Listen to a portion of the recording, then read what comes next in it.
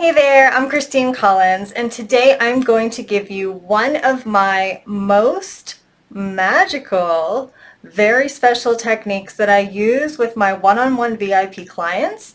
It is a technique that you can replicate in a number of different kinds of situations, and I'm just going to give you a few examples where you might use this very magical technique called reverse Imagineering. It is a trademark technique, and you can use it for things like designing your expert branded content that is specialized, custom fit to your niche. You can use it for planning your marketing strategy. So if you are looking ahead to the next month, the next year, you are designing your content plan, your copy plan, your promotional and marketing strategies, you can use it for that.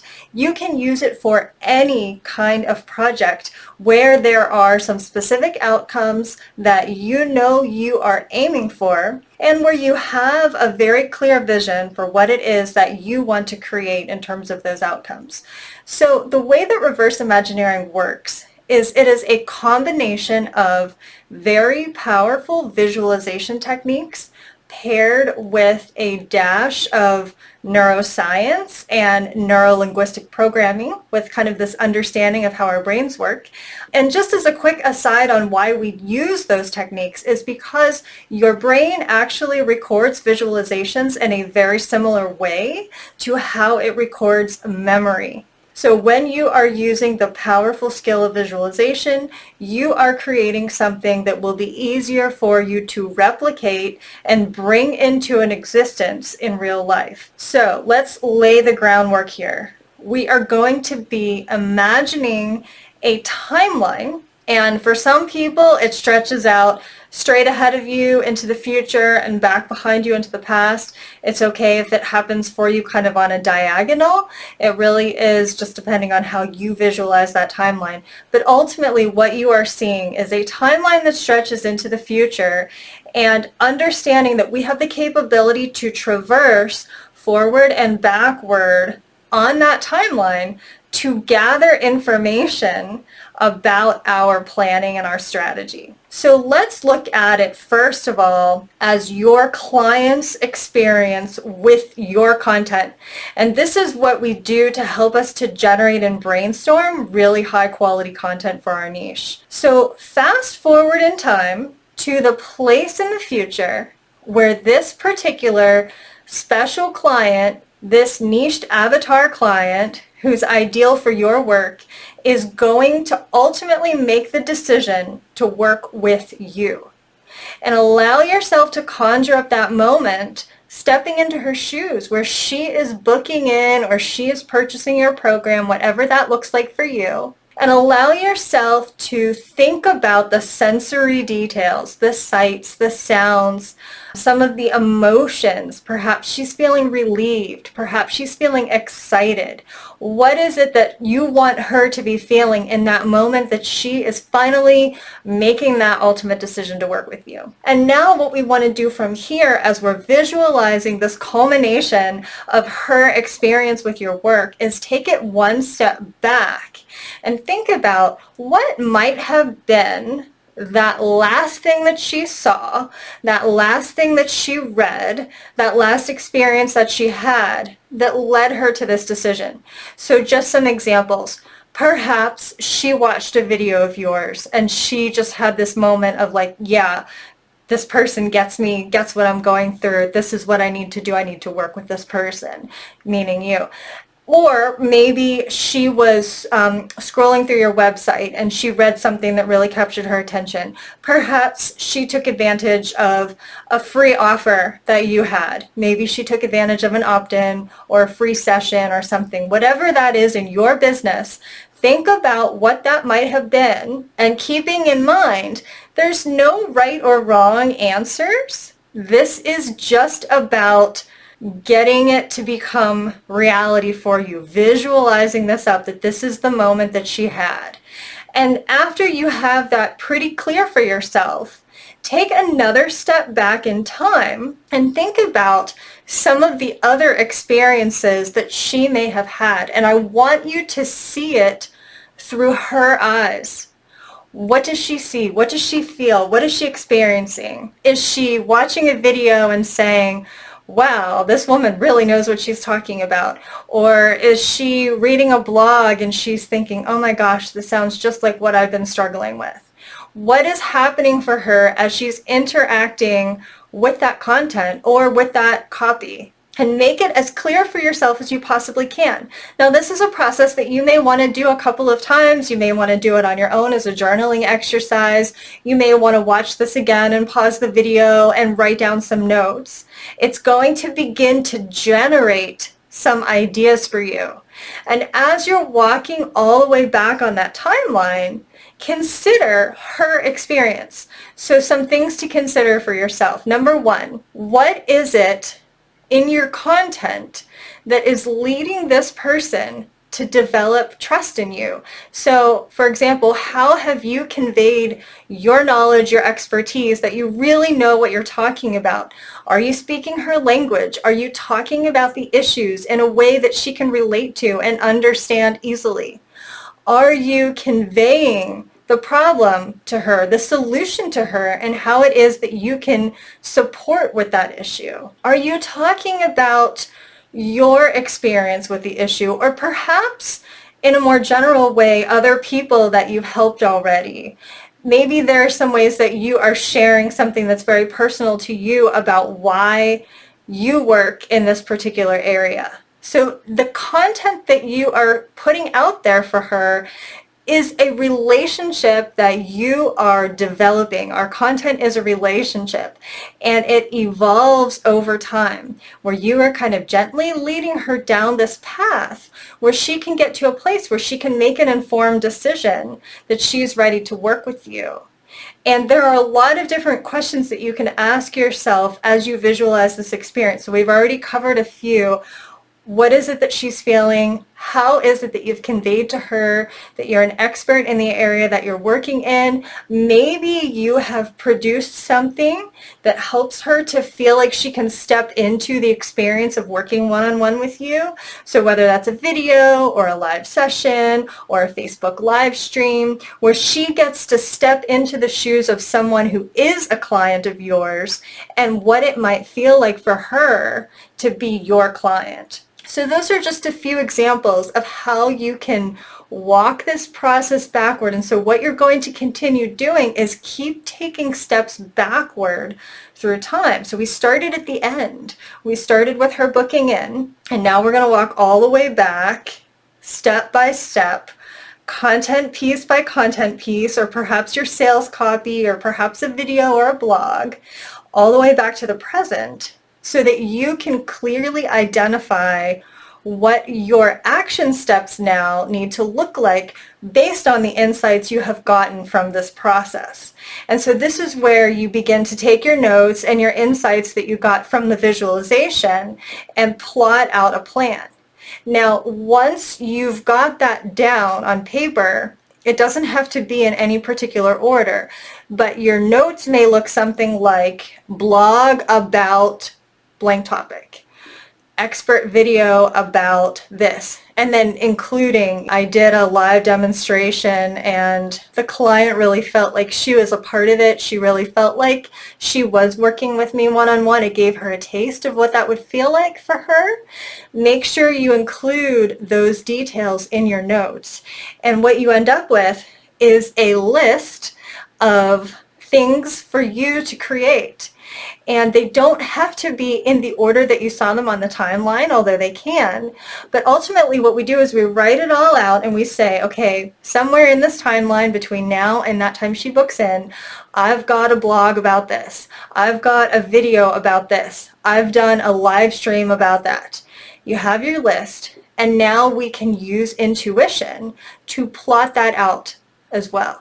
So you can do this logically if you want to. That's totally fine. If you say, okay, I've got a launch coming about this particular topic, I want to share about it on blank date. Perfect, no problem there. But if you want to do it intuitively, you list everything out, you go to your first step, the thing you think you would need to do next in time. So from today, the first thing maybe is making the list. That's what we're doing right now. Maybe the second thing after that is setting time on your calendar to record your videos, setting time on your calendar to write your blogs. So you know what those steps look like that are specific to your business and how you work. And now we're going to pull dates based on intuition. So you look at that first thing and you say, okay, I've got to put a date on my calendar to record videos. I can incorporate a little bit of logic and say, well, I know this particular day of the week is the best for me. Tuesday, just picking randomly, but let's say it's going to be Tuesday, April blank, January blank, March blank, whatever it is, and then write that down. And then go to the next step and say, I'm going to just pull a date out of the air and write it down. And the interesting thing is, it may feel like you're being random, but it is your intuition. You're allowing this part of you that already knows how to get to your goal, already knows how things are going to unfold. You're allowing that part of you to speak up and to share the voice and to get some of that information from that innate wisdom that's not necessarily tied to just the logic. Okay, so that's how you would do that process for the client journey, to gather ideas for content. And it's powerful when you really step into that person's shoes and envision her experience with your content. So now let's broaden out and let's look at the same process for something like your marketing strategy, your content strategy, or any creative project where you kind of already have an idea of where you want to go. So let's say, for example, you want to design your marketing strategy for the next year or the next month, and you have a specific end date in mind. So you're looking at the next 30 days, you're looking at the next 6 months, and you're saying some of my intentions around this time frame are blank, blank, and blank. I want to share a post every day, send a newsletter every week. Whatever those goals are, those intentions are for you, you can get those down, and then you can look at this process, big picture, and say, okay, I know my ultimate end goal is by this date, these are some of the things that I would like to see happening in my business. And they can be any type of goal that you would like, but my recommendation is that while it's totally fine to have a goal that's like a numerical goal or something like that, make sure that you include an emotion with that goal or intention. And the reason I say that is because sometimes we get the things that we want or that we said we wanted and not in the pleasant, happy circumstances that we wanted them. So it's very important when you're doing visualization that you incorporate the emotional goal, the emotional outcome. So I want to be feeling satisfied, not like I hit this target, but it happened in a way that something about it, didn't feel good. You want to make sure that the goal that you're setting is also connected to a feeling of satisfaction, excitement, thrill, whatever it is that you're wanting to feel, and put a heavier emphasis on the emotional goal, the emotional outcome, because you will be much more likely, no matter whether you hit that goal, you exceed that goal, or you fall below that goal, to feel good about what you have accomplished when you have that emotional component there as well. So starting at the end, here's my outcome. Here's the day that I am celebrating whatever it is. I'm feeling excited. Make sure that you're talking about it or thinking about it in the present. So as if it's already happening, already on the way. I'm feeling excited. I'm feeling satisfied. I'm feeling relieved in some ways, maybe because you've worked really hard and you're glad that it's time to rest now. You can have this multitude of different emotions that you're feeling at this outcome. And then take your step back. What were some of the things that you were doing or that were happening right before you achieve that goal? And this will help you really to identify what needs to happen to get to that goal. So for example, maybe some of the things that were happening right before, let's say you finished a really successful launch, you've delivered a webinar, you've had some people book in, you've gotten some new clients, whatever that is for you, and right before that, you were doing what? You were promoting your webinar. You were designing the sales page, the opt-in page for the webinar. You were writing your sales copy. You were deciding the best topics to talk about in your webinar. And so continue to walk backward. So then what happened right before you did that? So if it was deciding your topics, what did you do right before deciding your topics? Was it you were speaking to your audience and collecting their questions, collecting ideas for the type of material that would be the most relevant to them? So write all of this down as you're going, as you're getting these insights. Sometimes people find it helpful also, if you don't want to kind of like interrupt the process, to record yourself and just say it out loud and then go back and take your notes afterwards. So that's another option. You can also do it as a journaling exercise if you prefer to do it that way. So there's a lot of ways you can do this. I do it live one-on-one with people, and then we kind of create the plan as we go. And then just like we did with the client journey, when you get all the way back to the present, you know what is that step right before I'm coming back into today. So in essence, what is the thing I need to do next? What is my first step? And then write all of that down. And then again, you can go through and decide, okay, logically, it makes sense to say these things are going to happen on these dates, but allowing your intuition to rise up and participate in that decision-making process and say, okay, I know step one is I'm going to put time on my calendar, or maybe you need to have a conversation with someone, or, talk to your mentor, whatever that first step is. I'm going to try to do that next Tuesday. I'm going to try to do that tomorrow. Whatever that is, pull the date out of air and write it down, and then compile your list from start to finish and have a look at it. You can always change it, keeping in mind, I always call everything, it's a flexible plan.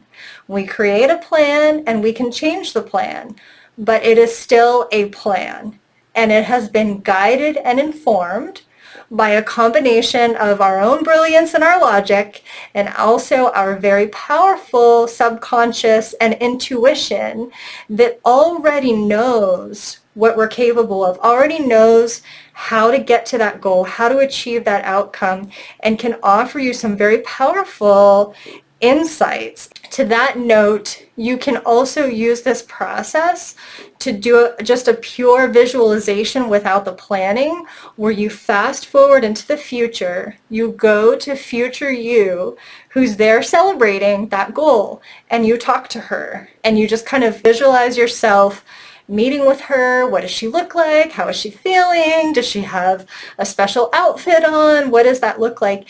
And ask her questions about how you got there. If, in particular, if there is a specific challenge you are faced with right now, like I can't solve the technology issues, or I can't find, some resource that you need, ask her and see what she has to say. She may not give you just a straight out direct answer like it's blank, but she might give you a clue where to look. And that can be all the difference. So that's called future pacing, to kind of fast forward into the future and get knowledge from future you who has already solved the problem. She's already got it figured out. 6 months from now, that version of you already knows how this unfolds, already knows how you got through it. And she may have some wisdom or some insight for you. So that is reverse Imagineering in a nutshell. And there are so many different ways that you can use this incredibly magical, powerful tool. So once again, I'm Christine Collins. I hope you found this to be helpful. And if you are interested in this type of work, you can check me out at transformcreate.com. And until next time, I hope that you have an absolutely magical and creative rest of your day.